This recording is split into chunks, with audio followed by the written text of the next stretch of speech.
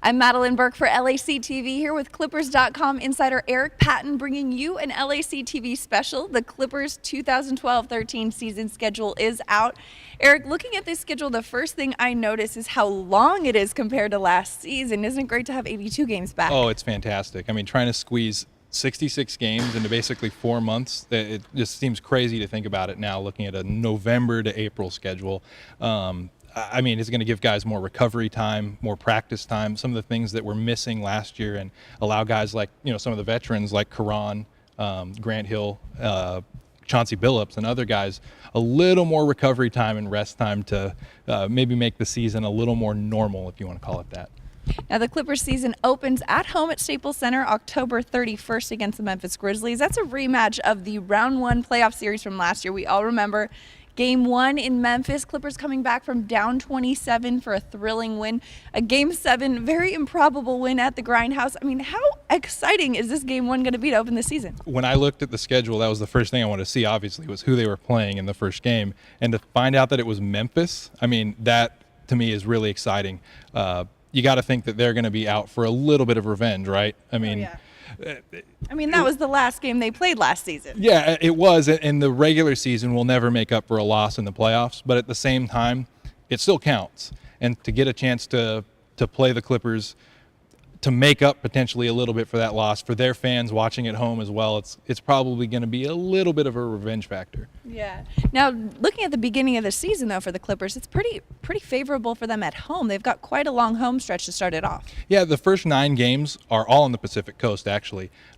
2 of those are on the road, and 1 of those is against the Lakers at Staples Center. So really, 8 of the first 9 games are at Staples Center. I really think it's a chance that the Clippers really have to take advantage of. There are a couple of difficult games on that schedule. Obviously, the Lakers is one of them. There's 2 home games back-to-back against the Heat and the Bulls, which starts out an incredible stretch of 5 games against the Heat, the Bulls, Thunder, Spurs, and the Brooklyn Nets. Yeah. And with those first 4 teams on the list, they won 73% of their games last season. They were the top 2 seeds in the East and the West, respectively. So regardless of if it's a home or away, at the beginning of the season, it's a tough stretch. Yeah, so you mentioned the tough stretch. Looking at this schedule overall, though, what do you see being the toughest patches for this team? I mean, obviously the February Grammy road trip is always a challenge.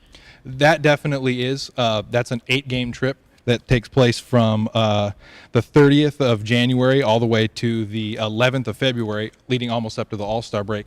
And that stretch from January 14th to February 14th, there are 15 of the 19 games on the road. So obviously that Grammy trip kind of gets extended into a longer development on the road, so to speak.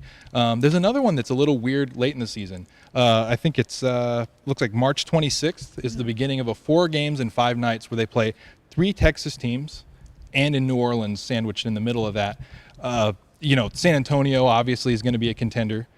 You've got Houston and Houston and Dallas, and those 2, they've got a lot of moving parts this season, but at the same time, they're definitely going to be interesting to see how they are as the season develops. And then, of course, Anthony Davis in New Orleans.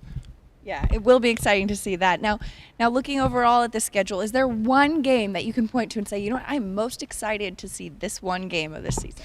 You know what, it's also late in the season. The April 7th game against the Lakers, it'll be the 4th time the Clippers play the Lakers in the season. At that point, there's only 5 games left. It could go a long way in deciding the Pacific Division. And a little interesting fact, it's ABC, Sunday afternoon at Staples Center, and it's a Clippers home game. So that's something I'm really looking forward to. That should be good. That Clippers-Lakers series is going to be a pretty good one this season, especially considering Grant Hill over here with the Clippers, Steve Nash over there with the Lakers, longtime teammates, those 2. Plus, a lot of it. But the team or the game that I went with as my excitable one is the November 23rd at Brooklyn. I'm pretty excited to see how that new arena is. Not to mention they brought back Darren Williams. They got Joe Johnson. That team is looking pretty sharp. And, with that fresh start, that new arena, that new branding, everything, it's going to be interesting to see how much they turn the page. Oh, it's going to be really interesting. The Barclays Center is supposed to be amazing, and the Clippers only make 1 stop there, so I think that's a really good choice. Thank you. All right, the Clippers will have a franchise-high 30 nationally televised games this season. Now check out Clippers.com for single game or season tickets with Clippers insider Patten. I'm Madelyn Burke for LACtv.